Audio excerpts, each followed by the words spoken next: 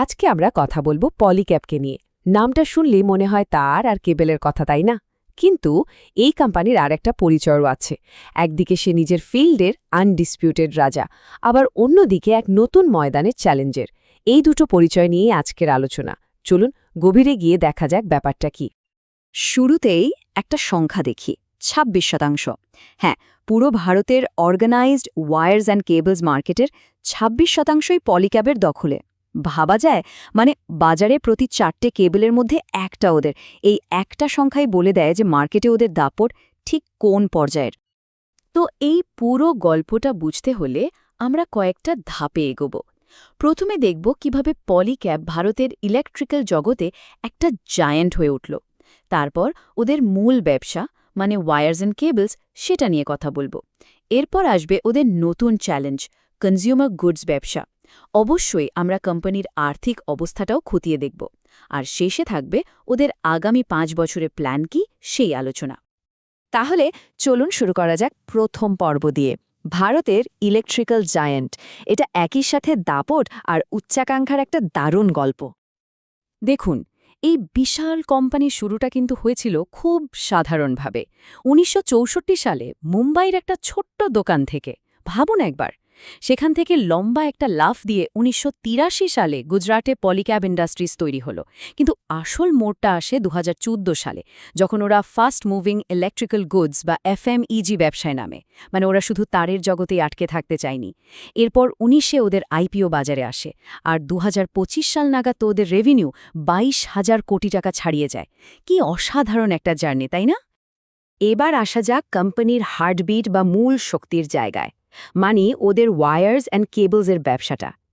এই ব্যবসাটাকেই আমরা বলছি বাজারের আনডিসপিউটেড রাজা, কারণ এটাই কোম্পানির আসল ইঞ্জিন। ব্যাপারটা বুঝতে খুব একটা অসুবিধা হওয়ার কথা না। ওদের মোট সেলের মানে টোটাল রেভিনিউর ৮৪%ই আসে এই একটা সেগমেন্ট থেকে, ওয়্যারস অ্যান্ড কেবলস। ৮৪%। এটা শুধু পলিক্যাবের মেরুদণ্ড না, বলা যায় ভারতের ইনফ্রাস্ট্রাকচারেরও একটা বড় অংশ। আর ঠিক এই কারণেই ওরা এই মার্কেটের রাজা। কিন্তু এখানে একটা খুব ইন্টারেস্টিং প্রশ্ন আছে। আচ্ছা, এই ব্যবসার মূল কাঁচামাল তো কপার বা তামা, তাই না? আর আমরা জানি কপার বা অন্যান্য কমোডিটির দাম আন্তর্জাতিক বাজারে মারাত্মকভাবে ওঠানামা করে। তো প্রশ্ন হলো, এই রকম একটা পরিস্থিতিতে একটা কোম্পানি লাভজনক থাকে কিভাবে? এটা কিন্তু একটা বড় চ্যালেঞ্জ। চলুন দেখা যাক পলিক্যাব এই খেলাটা কিভাবে খেলে। পলিক্যাবের কৌশলটা মূলত দুটো ধাপের। এক, ওরা সাপ্লায়ারদের সাথে এমন একটা চুক্তি করে রাখে যেখানে কাঁচামাল কেনার পর দামটা ফাইনাল করার জন্য ৯০ দিনের একটা সময় পায়। এর ফলে ওরা দামের ওঠানামা থেকে নিজেদের কিছুটা বাঁচাতে পারে। আর দুই, যেটা সবচেয়ে গুরুত্বপূর্ণ, সেটা হলো পাস থ্রু মডেল। মানে কাঁচামালের দাম বাড়লে বা ডলারের দাম এদিক ওদিক হলে সেই বাড়তি খরচটা ওরা সোজা কাস্টমারদের ওপর চালান করে দেয়। সাধারণত প্রতি মাসেই অ্যাডজাস্টমেন্টটা করা হয়। ব্যাস, এভাবে ওরা নিজেদের মার্জিনটা সুরক্ষিত রাখে। ব্যাপারটা যে একদম এটাই, তা কোম্পানির এক্সিকিউটিভ ডিরেক্টর আর সিএফও গান্ধার্ভ টঙ্গিয়ার কথা শুনলেই পরিষ্কার হয়ে যাবে। উনি নিজেই বলেছেন, আমাদের ক্ষেত্রে এটা একটা সিম্পল পাস থ্রু। কপারের দাম বাড়ুক বা ফরেন এক্সচেঞ্জ রেট বদলাক, সেই প্রভাবটা সাধারণত মাসিক ভিত্তিতে কাস্টমারদের কাছে পাস করে দেওয়া হয়। এর থেকে পরিষ্কার আর কি হতে পারে? তো এতক্ষণ আমরা রাজার কথা বললাম, এবার আসা যাক প্রতিদ্বন্দ্বী বা কন্টেন্ডারের গল্পে, মানে কোম্পানির তৃতীয় পর্ব, কনজিউমার গুডস ব্যবসায় ওদের পা রাখা। এটা পলিক্যাবের জন্য একটা নতুন ময়দান, আর ভবিষ্যতের জন্য একটা বড় বাজি। আর এই সেগমেন্টটার সবচেয়ে ইন্টারেস্টিং দিক কোনটা জানেন? এর গ্রোথ। বছরে ২৯% হারে বাড়ছে। এটা কিন্তু মুখের কথা না।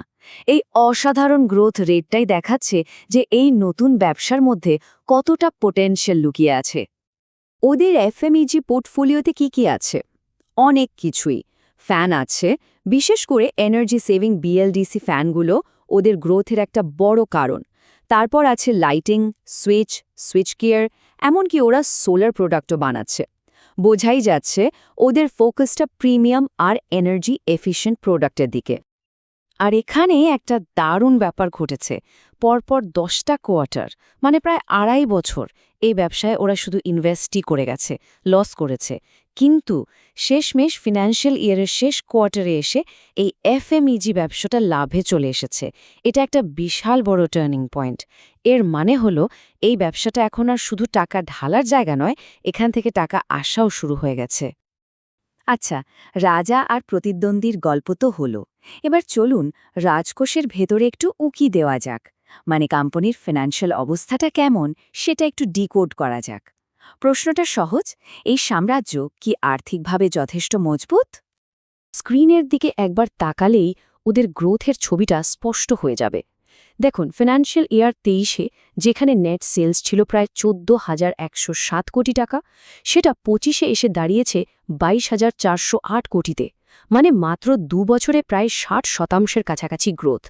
এটা একটা স্টেডি আর শক্তিশালী গ্রোথের পরিষ্কার লক্ষণ। এবার আর একটা জাদুকরী সংখ্যা 31.4%। এটা কি? এটা হলো কোম্পানির ROCE বা রিটার্ন অন ক্যাপিটাল এমপ্লয়েড। এর সহজ মানে হলো কোম্পানি তার ব্যবসায় খাটানো প্রতি 100 টাকায় 31 টাকার বেশি রিটার্ন জেনারেট করছে।